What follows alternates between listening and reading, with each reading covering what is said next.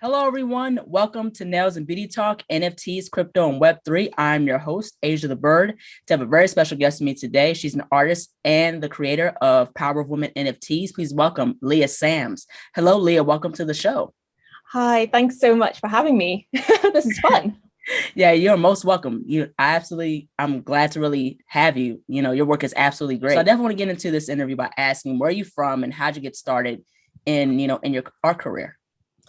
Well, yeah, so yes, hi, I'm Leah. For anyone who doesn't know me, I am I'm half English and half Malay. So I grew up in Malaysia and then I moved to the UK when I was 18 and I've lived here ever since. But so I sort of identify myself as sort of with a mixed heritage. And I've been really fortunate enough to have traveled quite a lot. So I think that has a lot to do with sort of why Power of Women is so I think so colorful, I think. But yeah, so that's who I am and where I'm from. Yeah. Yeah, it's really, really cool. Now, who are like your favorite artists that you looked up to? Who are people that you were inspired by? Well, I think there's two sections. There's sort of in the real world, and I think there's in Web3, right? I think in the real world, there's amazing people like Frida Kahlo, Van Gogh. I mean, the way that Van Gogh uses color, I think, is so much, so inspirational. And I think David Hockney as well is really inspiring in terms of his art. In Web3, there are so many people I'm inspired by. There are sort of incredible people that I'm inspired by. I think Gina Dunn, who, Judy Anderson, sorry. She is the founder of Honey Badges. I absolutely adore her, and I adore sort of everything she's doing on the social impact aspect to it. But I think in terms of artists, for me personally, I love Aslan Ruby, I love Rick Lee, I love Studio Arida, I love Avril 15. I mean, these are people who have cultish communities. Can I say that? Who just boss it in the space, not just in terms of their art, but in terms of how they navigate Web3. I think they do it really, really well. So yeah, I think that's probably sort of a few people in a nutshell. I think, I might add Leopard's Lunch as well. She's really incredible. Yeah. So, I mean, loads. I think there's loads. I think I've missed out loads of people, but I could be here for an hour if I were to list everyone. Yeah, Kate Phillipson, her work is very, very cool. Leopard's Lunch, also to Aoife, who I just interviewed. Her work is absolutely immaculate. Yes. The bright, vibrant colors and things like that, especially with Studio Arita, like how you said before. Yeah. I mean, these people are incredible because to have a skill on the art level is in itself remarkable, but for these people to then market themselves, for them to build community around them that love them, I think that's another skill on itself, and I think it's really incredible. So yeah, absolutely. Like how you said also, with Van Gogh, and I'm inspired by Salvador Dali because his work is really, really cool and very surrealistic, because I love how it's not the norm, it's not proportionate. And I like artists that like to test and expand, and they over exaggerate proportions within their work and stuff like that. So it's really, really cool.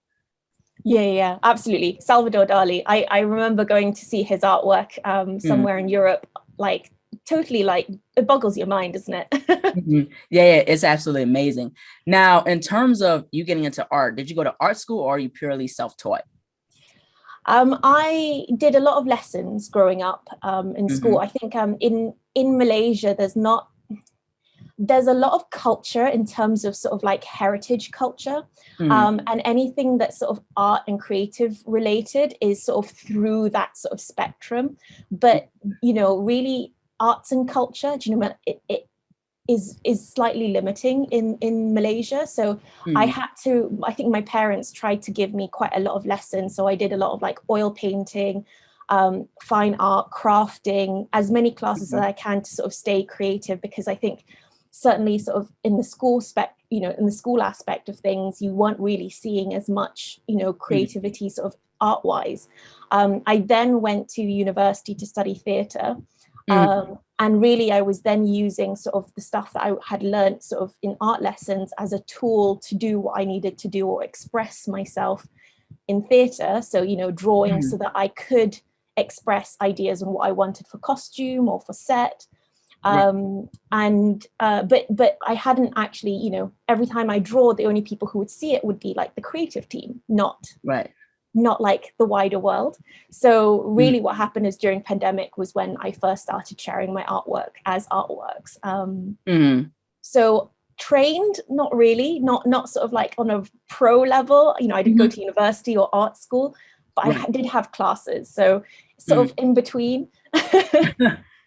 Yeah, that's really, really cool. Like for me, I went to art school, you know, and of course I was self-taught, but I, you know, studied more in terms of going, you know, art school. I went to SCAD, which is Savannah College Art and Design here in the States in Georgia. So, you know, it's really cool to really, you know, whether it's taking classes or going to art school, you know, you can always expand, you know, what you know about art, or, you know, even if you're first starting to get into art, you know. And especially with YouTube is like the university of art in itself. So you can learn a lot of stuff there. Yeah. I mean, I for me, the biggest thing for me really to learn sort of my art style as sort of, you know, not just as a vehicle to sort of express ideas, but as an art form in itself. Skillshare for me was a big thing. And also such a lifesaver during the pandemic for me to have something to focus on. So yeah, no, Skillshare for me was like the thing. But I think, you know, there's a lot of people who teach themselves, and I think those people are really remarkable. And I think to a certain degree, even if you do go to art school, you do learn it yourself as well. You know, you go through that process of individually. But yeah, I don't know whether I would go to art school now. I think I learn enough by seeing so many people in Web3 like really bossing it. Right. Exactly. Now, how big is the art scene in the UK in your perspective? Yeah, I mean, so I do know quite a bit about the art scene in the UK purely because one of my neighbors works at a gallery. And there is a lot of art galleries. There's a lot of exhibitions that happen in London. There's some incredible artists here, sort of old and contemporary. And historically, it's really entrenched in sort of like British heritage in terms of like arts and culture. So it's great here. The difference I think is that, you know, art moves at a very slow pace. The art world moves at a very slow pace, whereas Web3 moves at a phenomenal pace. And there is not the the appreciation for what we're doing in Web3. So there is a sort of I wouldn't call it snobbishness, but I would, you know, there is a misunderstanding of what, you know, Web3 art world is, you know, and I think it's not really fully appreciated. I think there are big sort of, you know, there are big players now in the art world like Christie's who are doing some incredible things with NFTs now. And I think that's sort of like changing the game, but there are a lot of purists and it's very elitist, whereas Web3 is very not elitist. It's very, it's great and it moves at such a phenomenal rate. So I don't know how, you know, how people are going to catch on, how that's going to look like. But it's been very interesting. You know, certainly I wouldn't be able to go to a gallery and say, you know, I'm an artist in Web3 or I'm an NFT artist. I don't think I'd be appreciate. I don't know. You know, I don't know that I don't think, you know, it would be anything if I was like just a purebred artist. I think they'd be like, oh, you know, that's really interesting. So yeah, there is this sort of I don't think the real art world has adopted what we're doing in Web3 yet. Yeah, that's totally understandable. Now, what do you think in terms of, what are like the misconceptions, you know, people would think in terms of like NFTs and Web3? Well, I think a lot of people think it's a money grabbing, it's a con, it's a fad. I think the problem is that when people in the UK or, you know, generally, I think globally, when people hear about NFTs, they hear about the rug pulls, they hear about the massive projects like Bored Ape Yacht Club, which, you know, are interesting as case studies for NFTs, but they do not represent the full spectrum of Web3, right? There are incredible things that are happening in terms of philanthropy, in terms of social impact in this space. Right. And it's really difficult for us to hear about any of it. I don't know what else to say really, because there is a lot of arts funding. There's quite a massive, phenomenal amounts of arts funding happening in the UK. But at the same time, we are taking advantage of our artists, and we are taking advantage of our creatives and actors. And I think what Web3 does in terms of its technology is it really changes our behavior towards artists. Right. Having royalties is such a game changer. Having passive income from your artwork, that's really incredible. And that's not heard of in the UK. In the UK, the law is that, you will not get royalties for any subsequent sales that's made for any real painting. Wow. So Van Gogh's family, his trust, will never see the money in sort of UK law, will never see the money that he makes. And the money that's being made on his paintings is a phenomenal rate.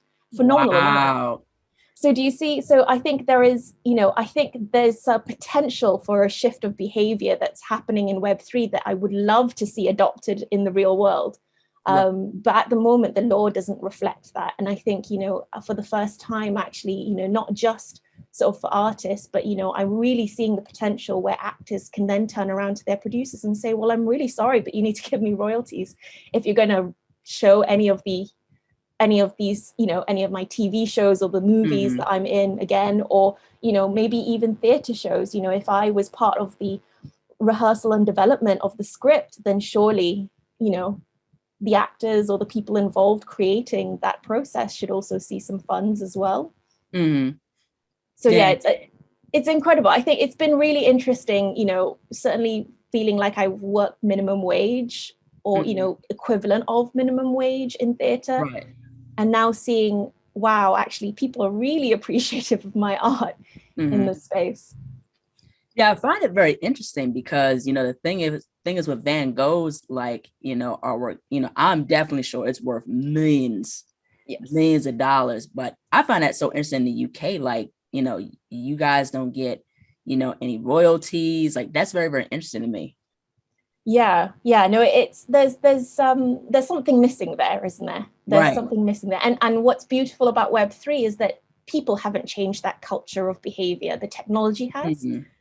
So, I find that really remarkable. If we can create or we can innovate to create, technology that is more fair, I think that's, and can shift the behavior that has sort of been adopted by, a global community, a large community. I think that's, that's inspiring. Yeah, absolutely. Now, what got you first exposed to NFTs and Web3? Oh, well, this is a funny story, actually. So during the pandemic, my work collapsed overnight. Theatre was non-existent. Everything was gone. So basically what happened was me and a lot of my friends were just twiddling our thumbs at home going, how can we be creative without an audience, right? I discovered illustration, and that was really, really amazing. It just gave me a bit of focus to just get through lockdown and be creative. A lot of my friends looked at it as like a creative retreat, which is great. At the same time, my husband shifted careers. So he used to be in the entertainment industry as well. And he became a firefighter. He then trained to become a firefighter, then got put on a watch, and all of his colleagues were really into NFTs and crypto. And they would talk about it like nonstop. And so he was like, okay, well, if I'm going to have to if I want to mingle with my colleagues, I'm going to have to learn what crypto and NFTs are. And he basically did some research and he thought, oh, wow, this is very interesting. After a while, his colleagues went to have a look at some of my artwork on his phone. And, all my artworks are of women. I mean, they're bold, they're colorful, they're very, most of them are very feminine, very striking.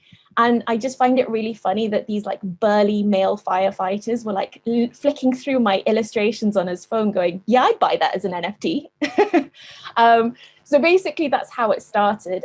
We did some research and I thought, I basically did an illustration a day over lockdown. So I had all of these illustrations. Some of them I was using to sell on Etsy. Some of them were just sort of there. Right. And so my husband and I just thought, okay, well, we've got 50 that are unused. We'll list them up and see what happens. We were like, okay, well, at that time, about 2 weeks of hype was pretty good for a collection. So we thought, okay, well, hype learned to shill. What was shilling? I don't know.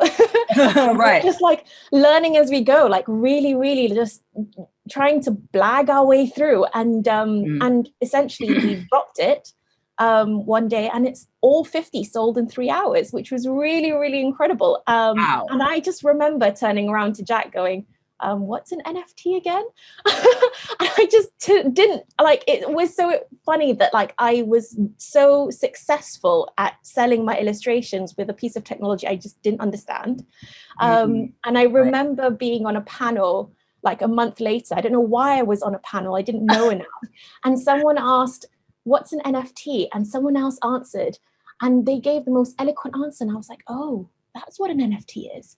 And I think it's quite easy for you to go into this space actually not really understanding what the technology is, but knowing how to use it still. Right. But yeah, I think it's been a phenomenal sort of like rabbit hole that we've entered. Our success was phenomenal to start with. And, and I think going in, realizing that sort of community was sort of the foundation or like, really, the foundation of sort of like this piece of technology and how it works. I think understanding that is at its core, I think is really sort of enables you to be successful in the space. So yeah, it's been a bit crazy, but it's been great. I think selling in 3 hours, it was really funny. We had made more money than I did in a year on Etsy. And it was really incredible and it was really empowering. But I think that had more to say with my failures or lack of success in Etsy than it does in my success in Web3. But it's been a joy. It's been a real joy. Yeah, it's really, really cool. Like that was like a game changer right there. Once you got into NFTs and that stuff sold out for 3 hours, like, oh, you like, I'm in there. This is my bread and butter now. Yeah, it is. And I think, for a lot of art, I think this is a game changer for digital artists as well, because, previously it's really easy, isn't it, to steal and sell. It's easy to copy and paste and create 10,000 without, any cost. And, when you have that mentality, it's then, well, why should I pay an artist a phenomenal amount of rate for something that could be copied and pasted, right? But the fact that there is a value in that code, there's a value in that NFT and that technology, and it is logged on the blockchain, it's there on a sort of digital ledger, I think is what gives it its power. And I think that's what's remarkable about it. And I think I think this is why it's such a game changer for a lot of digital artists. I love that we've come at a good time. And I think, really the success of Power of Women has come at I think our success has been accidental in a lot of ways. The reason why I feel like we have been successful sort of right on the, right coming in was because we called ourselves Power of Women.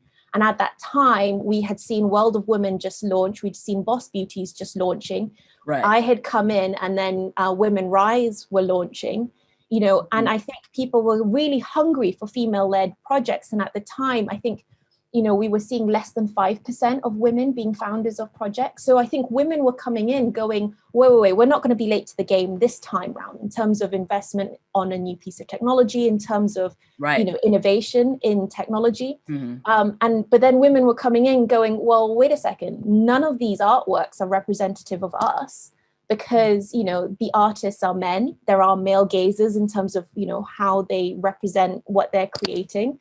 And there's nothing wrong about a male gaze or a male artist, but there also needs to be female, female artworks created by women. And I think a lot of, I think it was really exciting for us coming in at that time because, I think a lot of women were flooding in the space and a lot of underrepresented groups are flooding in the space as well. Right. And I think that was when we were going, okay, well, this has been great. NFTs has been around for a while, but actually we have not had the seat at the table in terms of how we move forward from here, right? And it's so important for us to have a seat at the table. So I think it's been really, I think a lot of people were hungry for artworks and projects by women. And I think they thought Power of Women was the next big generative project. And of course, we're not a generative project. I'm a one-to-one artist. But I think a lot of people come in and they go, oh, okay, this is the next big investment. But then they maybe stay because suddenly they realize what we stand for. Or, they come in because they think this is going to be the next big thing. And I don't know, maybe we are, maybe we will be, but, I think people stay because I try to do my best to represent, because I saw that there was a hole in that market, right? That we weren't seeing representation. We weren't seeing, representation of women, but also representation of the full spectrum of ethnicity, I think.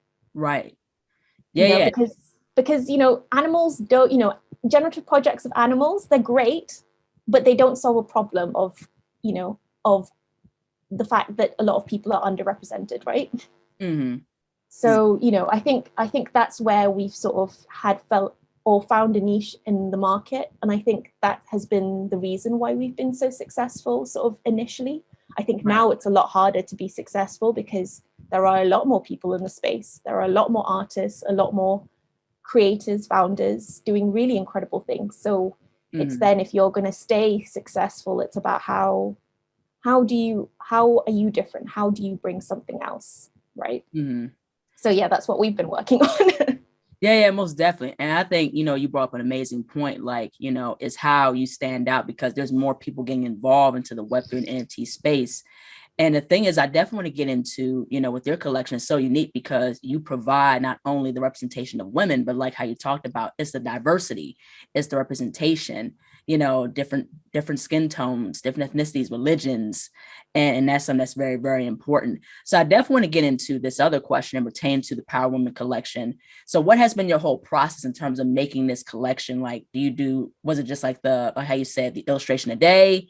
Like, how did you plan out like this whole collection? Yeah, so the League of Extraordinary Women, my Genesis collection was a sort of culmination of all the artworks that I was doing during lockdown. But once we dropped that, we were like, okay, well, I really need to understand what this space is about. And we thought, okay, the thing about this space is community. And we were like, how do we create a collection that is reflective of this community? Because if that community is getting in touch with you every day, you are interacting with this community, you want to create artwork that serves them, you want them to be involved in this. We were thinking, how do we move forward next, right? For me, it wasn't just about, well, let's just release another collection. It's about how do we do that with an impact, right? Right. So between sort of my Genesis collection and this next big collection, which is Women of the Metaverse, I did a couple of auctions, tried things out, was selling on Foundation. But then I think really the turning point was working with Gina. So GD Anderson, who's the founder of Honey Badges. She's also the founder of an Australian charity called the Cova Project, which provides menstrual health solutions to girls and women. And she was creating a collection, and it was really incredible because, she was entering the space going, well, hang on a minute, like royalties are great for artists, but royalties are also great for charities, right? Exactly. Because they were seeing a downfall in terms of donations during the pandemic. And yet charities in the space were actually, there's a potential for them to do good. And I thought, well, hang on a second, we're building a big community here. Why, and I'm earning more than I have ever earned as a creative. So why can't I give a little bit away? So the social aspect side, social impact side started feeding into the artworks that I was doing. So every collection or every artwork that I was selling, I was giving 5% away, but I thought, no, we need to do something more than this. So we decided, okay, well, how can a collection be inspired by the community? And so we decided, well, how about we will release, 101 artworks. That's bigger than the first collection, but we'll do it in drops. So drops of 10. And each 10 will highlight a different aspect of womanhood that we haven't talked about. And the first thing that we did was motherhood, because everyone seemed to be a mother in the space. Like, you saw so many people like crypto mom, NFT mom, you saw mums in the bios, you saw like mother of 4, mother of 2, mum artists, and it was really incredible, but we weren't talking about motherhood, and there wasn't a collection that really reflected motherhood. And so we just shouted out, okay, what aspects of motherhood do we not talk about? What does motherhood mean to you? We sent out a tweet and the responses were phenomenal, like talking, from the sort of really light, funny stories to the really, really heart-wrenching stories, to just real sort of from really high highs to really low lows. And it was beautiful, that connection. And we decided that the 10 artworks from that drop would be inspired by those answers. And so then the community was actually inspiring the artworks themselves. So not only were they buying artworks that represented them, but they were the ones giving us the stories. And so that's what happened with Women of the Metaverse. We've had motherhood. Our next one was cultural identity and heritage, which was really personal to me because I have mixed heritage, and it's been a bit of a struggle to really identify myself, try and figure out who I am and where I'm from. And the next one that we're currently doing, which is dropping today, is Pride, because of Pride Month. Yeah. So it's been really great because, through this process, you're building community, authentic community, where you're going, actually, the people who are joining Power of Women are really invested because they are having the power to tell their story. But also, we then also solve the representation issue. Actually, it's not about me figuring out what's the problem in terms of, our lack of representation, not just in Web3, but in the world. But actually people are telling me through their stories, and it becomes clear what is, problematic still, like what are the issues that we're still facing, and actually being able to amplify that through artwork, through Twitter Spaces, where I'm engaging with the community, where I'm engaging with people who are telling me what the problem is.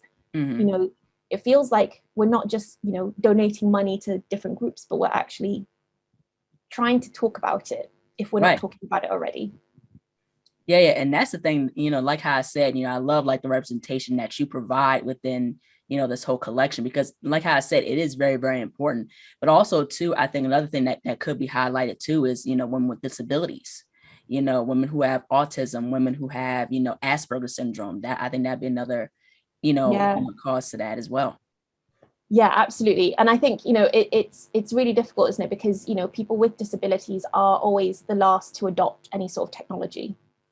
And, I think I'd love to see this space sort of facilitate a connection with that community. Because I think, it's not just about, there is so many different ways that people are underrepresented or people are minorities, right? And I think, and I think bringing women into the space has solved, a little bit.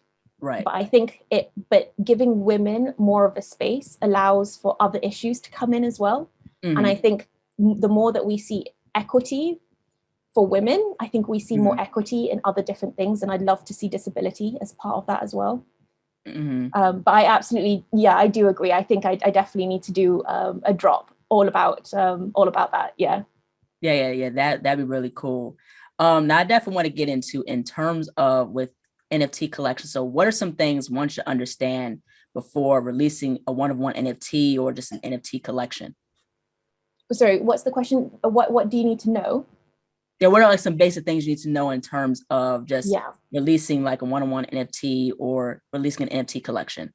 Yeah, that's an interesting question. I think the people who have been really successful are the people who really listen to what's been happening into the space. So it's not just about tapping into your community. I think it's about tapping into the wider NFT community, really understanding what the market is, because as artists, there is a freedom to having ownership and cutting out the middleman. But by cutting out the middleman, you need to do all the work that middleman was doing. So you need to advertise, you need to market, you need to price yourself, you need to brand. So I think it's about it's about looking around, seeing what sort of artworks are similar to yours, what your, it's about finding your niche, but also finding people who are similar to you, seeing what they're doing. and then making decisions based on the, you know, having, you know, based on those observations, because I think, you know, it's not, you know, in the real world, historically, it's been woman eats woman. It's very competitive. But in this space, it was a beauty to it, I think, when I first entered, because there was so little women. It was about actually, you know, supporting each other. And I think that ethos should stay within the sort of, you know, within the sort of ethos of Web3. And I think a lot of people do that. A lot of people who are successful uplift each other, but it's also about, you know, it's not just being competitive. I think it's about appreciating who is doing similar things. What are they doing? How are they pricing themselves? How are they marketing themselves? And could I do the same, or could I do it better? Right. So I think, you know, pricing is really important about how you price yourself. I think marketing is so important. Marketing and branding is so important. But I think it's really listening to your community as well. You know, your community to a large degree dictates, you know, they are your market. So it's about really understanding what your market is, what do they want, and how do you serve that best? And I think then everything becomes clear, because communication is key in Web3, right? Right. You know, it's really important that you say things clearly, that everything has a strong narrative, and that includes your collection, it includes your brand, it includes who you are, what you stand for. So I think that's really things that you need to think about before you launch. Right, absolutely. Definitely marketing is important. You definitely want to put your work and yourself out there.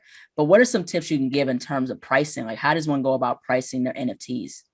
Yeah, it's very difficult. I mean, you know, League of Extraordinary Women, I was underpricing myself massively. I was selling it for 0.02, a collection of 50 one-to-ones. I was selling it at 0.02, which at the time was like $50. At the current price of at that current price of ETH, which is completely underpricing myself. And I thought, okay, well, if it sold that quickly, you know, did I undervalue myself? Because that's not the ethos of this space, right? It's not about undervaluing yourself. For the first time, it's about artists going, this is what I am worth. So I think the first thing to do is go, how much time have you spent creating that artwork, and how much time is that worth? But not only that, but how much do you put in terms of your value as in terms of your skill? And then I think, you know, it's also about looking at what other people are doing. You know, things like Aslan Ruby, you know, if you look at her, the way that she has priced her artworks over time, and certainly after the point that she had done Honey Badges and Meta Angels, you know, she had increased her price, you know. And actually the cheaper ones are print runs, are editions. So actually those become more accessible, but, you know, you're not getting a one-to-one. So I think it's about going, you know, over time, you should increase your, you know, the value of your artwork, because that's really important, because, you know, you are gaining skills over time. So that skill, you know, that skill level, the stuff that you've learned is worth something. But yeah, I think it's very difficult, because I think you also have to understand the market. You know, in a bear market, I'd price things very differently to when I'm not in a bear market. So I think it depends. I think it's about really gauging what other people are doing, gauging how they have built their community and how they have priced themselves over time. I think if it's a one-to-one, you know, pay yourself well at minimum, you know, 0.2 minimum, you know, like, don't undervalue yourself. I think if you're a generative project where, you know, you're working 2 months, but you're creating 10,000 or 5,000 or whatever that is, then that can be a lot less, because you're not, you know, it's not a one-to-one. But, you know, and that should be more accessible. Those projects are there to be more accessible. But one-to-ones, you need to value yourself and your time and your skill level. So that can be a lot higher. Yeah, right, exactly. And I'm also understanding still in terms of how cryptocurrency works and stuff like that. And I think that's very important too before you start jumping into the space. You know, like I said, that's why I'm still learning more about the NFT and Web3 space before I jump in it, because that stuff is important. That plays a part. And especially with pricing within the beauty industry, because that's the part of the industry that I'm in. You know, I'm not just, you know, an illustrator, but I'm also a nail artist. So, you know, I see people do press on nails and they undercharge, but it's like, no, like there's people that's charging $150, $200, $300 for a set of press ons, you know, or like, you know, for their nail services. So it's like, you know, understand your worth and your value. Yeah, absolutely. I mean, you know, things like, the things with nails is that you are in a specific location, so you'll market other people around you, but we are in a global market here in Web3 because there is no location, right? So, you know, actually you're not like limited to, you know, what is your market or what is your geographical market, you know, can afford. It's actually, you know, what can the global market afford, right? So, you know, it's very, very difficult. The people who succeed, you know, are not just people who are really good at art. As I said, it's people who are really good at having a pulse on the community and on the market, and really understanding what people are feeling and doing when markets are low, but also when markets are high. And really, you know, not just a decision in terms of one piece of artwork, but a decision over the long term about how they are building, you know, because I think it is, you know, you don't want at any point to piss anyone off or piss your community off because you've overcharged, but at the same time, you don't want to undercharge and then, you know, your community then believes then that you've not put enough time or enough work, or maybe they, you know, or they'll just buy it and then you've not paid yourself enough and you can't sustain yourself in the long term. So I think it's very, very difficult. I think it's very, very difficult. And I think that's why a lot of people work in teams. And I think that's, you know, you hear a lot of artists where their partners are supporting them, because I think it's really difficult for an artist who wants to be just creatively minded to also think about very strategic things, very, you know, an investor or a business mindset. I think that's a very different brain to use. Yeah, right, exactly. But I definitely like the point that you made. You know, you want to have the ability to sustain yourself. And I think that's another thing too. I think, you know, we have to, you know, we as artists or with anybody, you know, who's trying to get out there, you got to think long term, you know, not so much short term, you know. Yes. And also it's and the difficulty is that the space moves so quickly that it's so difficult to think about the long term, right? I don't know what this space is going to look like in 3 years, but you got to do your best to actually go, I am going to just not worry about that. I'm going to worry about what I'm doing. How am I building? But at the same time, really understanding what's happening in the market and using that information to feed your sort of decision making. So it's very, it is very interesting. It's, I think it's exciting. It's very complicated. But it's also fun. Yeah, exactly. Now, what has been your whole experience like collaborating with different people, you know, or like working with like brands or NFT collections possibly? Yeah, I mean, the biggest sort of collaboration, I guess I'd say, that I've done was being the artist for the Royals. You know, being in the space for a long time has always been about Power of Women, and the brand of Power of Women has always been has built on my personality and my artwork, right? The Royals for me was, you know, really incredible. You know, I am always very cautious about who I am connecting with, because, you know, I think when you build a huge community, which, you know, I feel like I have, you know, more so than I've ever had in my life, you know, you feel like there's a responsibility. And because we are dealing, you know, because Power of Women is dealing with things like underrepresentation, things about amplifying underrepresented stories, you know, I feel like there's a responsibility for me to always connect and collaborate with people that I feel like are on the same page and on the same journey as I am, right? And for me, the Royals, you know, Hans, the founder, was coming up to me and saying, you know, I'm doing a luxury NFT, you know, talking about all this utility, but he really had me at he had me at representation, because at that time, you know, certainly within sort of like the sphere of women-led projects and all these new sort of creative projects coming in, I certainly haven't seen a collection that was all Black, that really were trying to it's not just about, you know, representing a group of people, but it was also representing authentic culture. And for me, that was, you know, we were lacking a bit of personality in our generative collections, in my opinion. And at the time, we were seeing a lot of darker skinned avatars at the floor price. And I thought, this is not good enough, right? We need a project like this to, you know, so that's been sort of the foundation of my relationship with Hans and my relationship with the Royals. And I think that has been really incredible. And I think, you know, other things that I have done or been a part of has also been, you know, of the sort of a similar story. So working with the Cova project, which is with Gina's charity, working, you know, doing things for Honey Badges, doing things for, you know, Studio Reader, having my artwork at Adidas. You know, it's all about like feeling like, you know, the people that I'm associating with are, you know, on brand. Because, you know, I think when you have you know, when you're earning enough, I think you can then become really selective of who you are working with. And I think it's really important that you stick to your, you know, stick to your ethics and your morals, right? You know, I think it's really important to, you know, do good in this space. Yeah, right. Exactly. Most definitely. Now, in terms of security, you know, with NFTs, so how does decentralization play a role within NFTs, especially the security of NFTs? Yeah, I think I'm not probably the best person to ask about this because, you know, I've come in as an artist, but, you know, there are a lot of people who have been scammed. I think that seems to be like almost the initiation as a collector and as a creator, that you at some point will be scammed. You know, I have been so lucky that I haven't. I think, you know, I think that it's really important when you come into the space to really listen to people who know what they're talking about. And, you know, devs really know what they're talking about.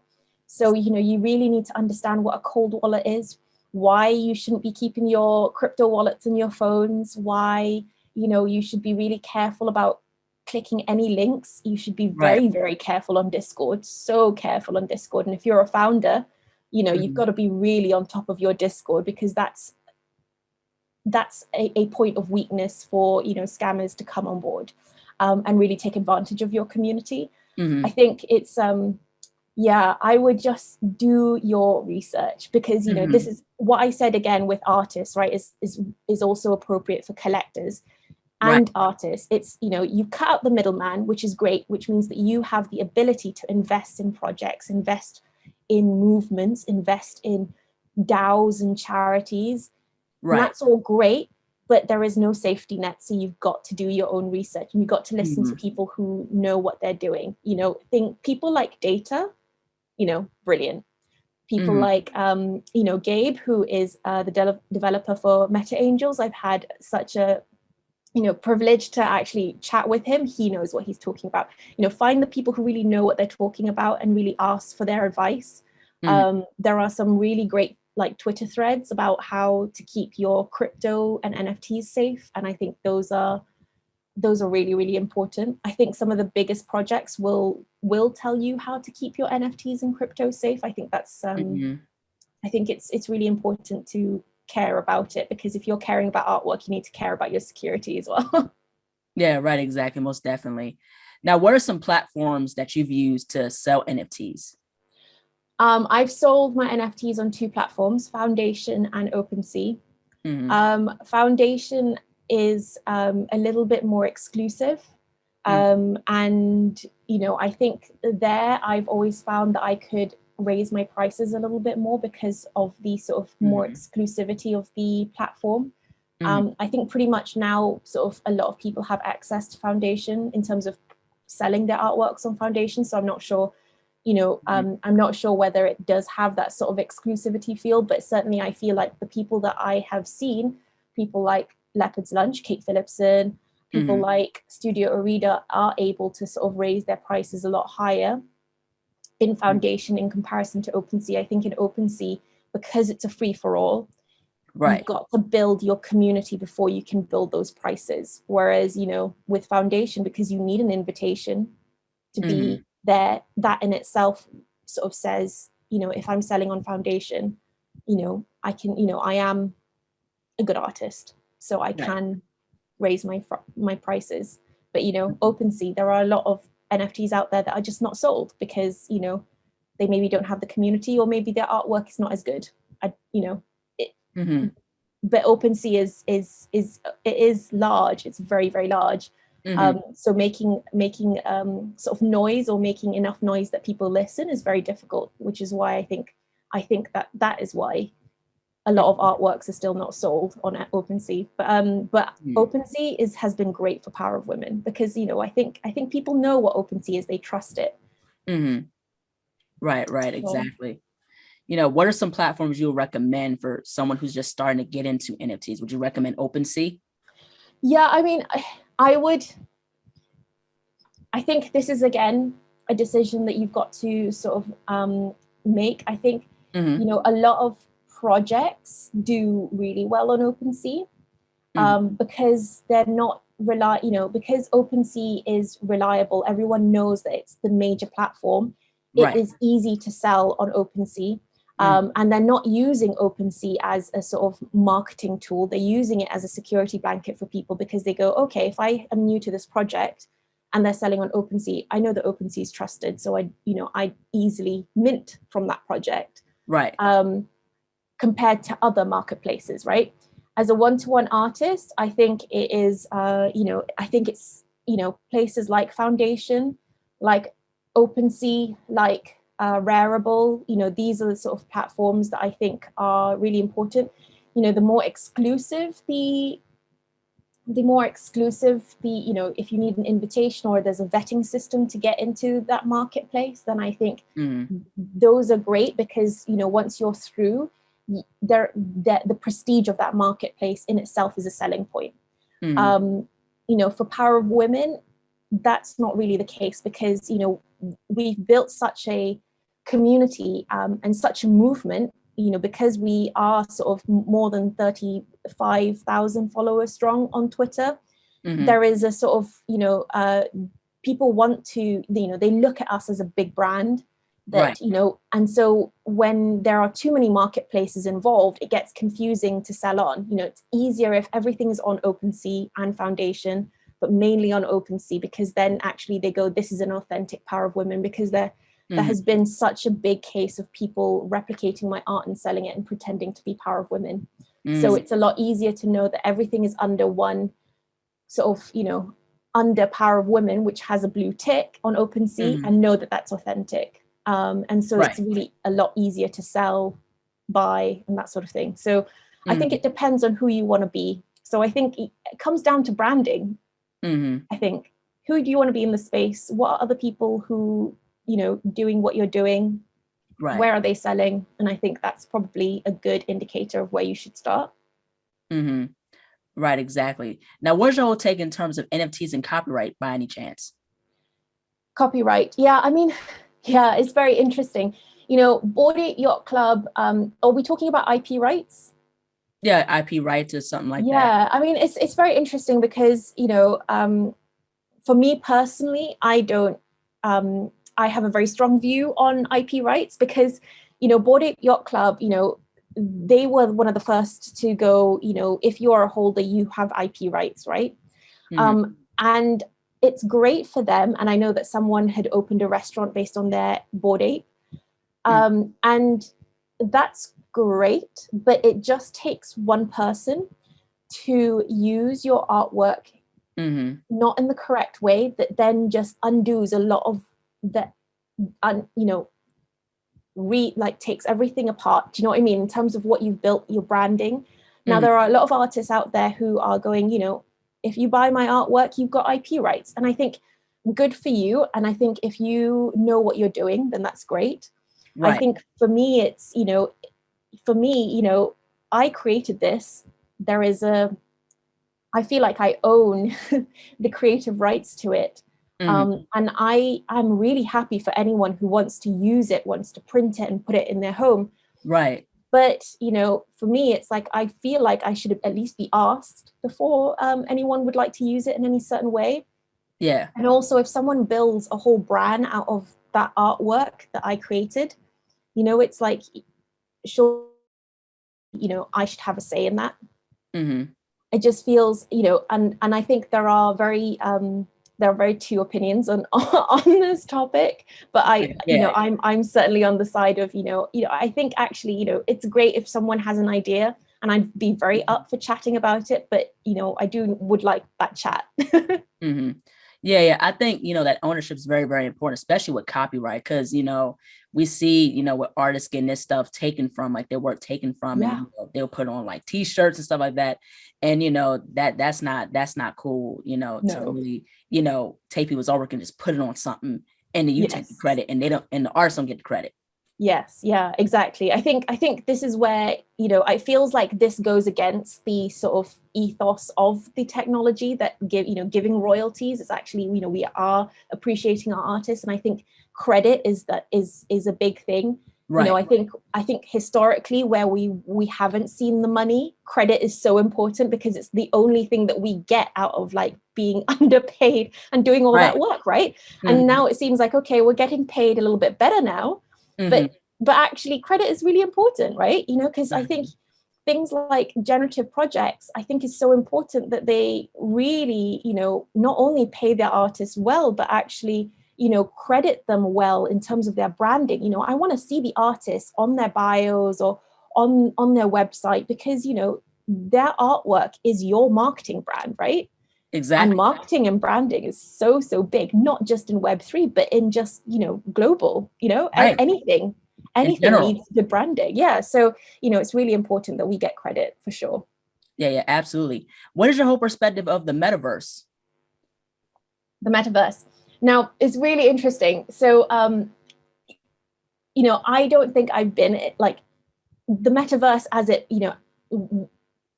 originally means. I think, I've not been in there as much as other people in Web3. There's a lot, I think the metaverse is now being used as sort of adjective of an innovative space. We talk about being in Web3 on Twitter, but Twitter is a Web2 mechanism, right? Yeah. And a lot of PFP or generative projects, talk about being Web3, but a majority of the technology is actually Web2. So I think, a lot of purists will want to be fully on Web3. I think at the moment when we talk about Web3, it's actually a culmination of Web2 and Web3 technology.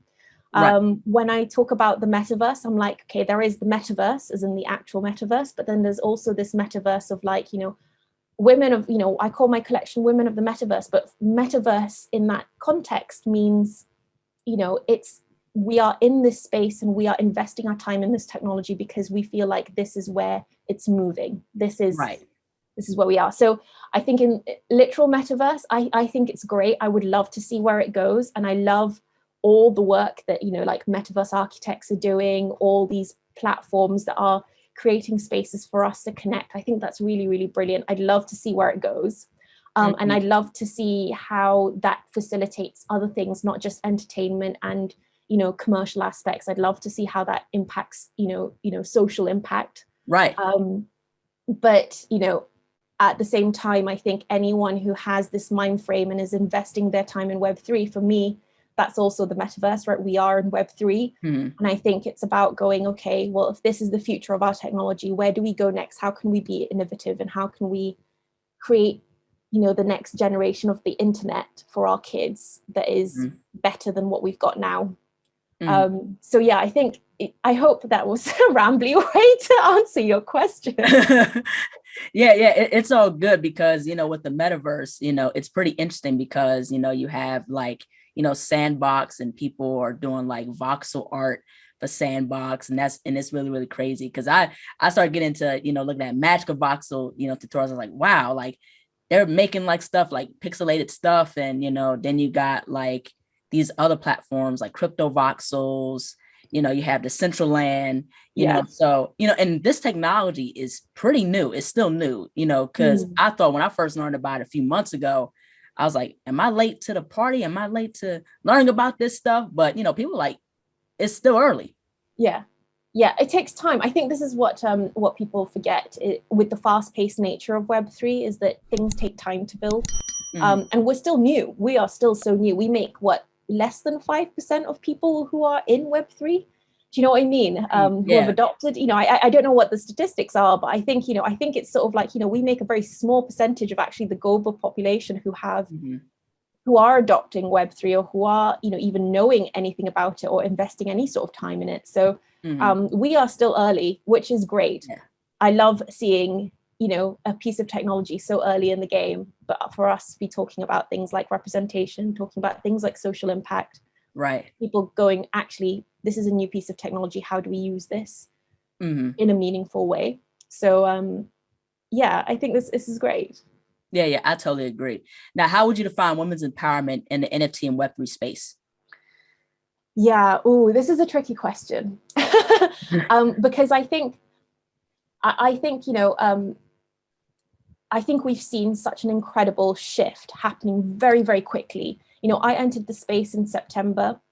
I got introduced to the Fame Ladies, you know, the Fame Ladies squad, you know, and hearing about their story happening in that, you know, last summer, you know, being the first female-led project, you know, where that, you know, obviously it wasn't female-led, but, you know, what that did was that I think made it a lot easier for World of Women, Boss Beauties, Women Rise, and these massive World Women and Weapons projects to be successful, because I think it paved the way. I think we have solved a lot of problems because we were talking a lot. I think as women entering the space and being the minority, I think we were angry.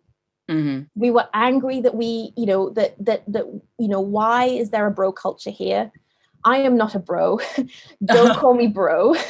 Do you know what I mean? And I think a lot of us were going, okay, something needs to change here, because, you know, there are women, you know, who are coming into communities and feeling like they are not being represented. And I think we were having so many conversations, and I think Twitter and Twitter Spaces, you know, were such a great, you know, way for people to really talk to each other and go, this is what we're seeing as the problem. You know, and things like, you know, it was really great that after, for example, my motherhood drop on Women of the Metaverse, we were seeing so many collections representing mothers. You know, I think the is it Women Collective or the Mother Collective? You know, there were loads of artists now, you know, feeling free to depict womanhood. I mean, and motherhood. I don't know whether it was because of Women of the Metaverse and the motherhood drop, but, you know, I was seeing a lot more of that on Twitter. And I think, you know, we are slowly fixing things. You know, the Royals won the diversity award at NFT NYC, and for me that was like, that was powerful, right? And I think, you know, women are coming into the space and they're going, these are the problems. Underrepresented people are coming into the space and going, this is the problem. You know, I didn't know, for example, until I was working with Hans, that minority-led projects find it 10 times more difficult to mint out.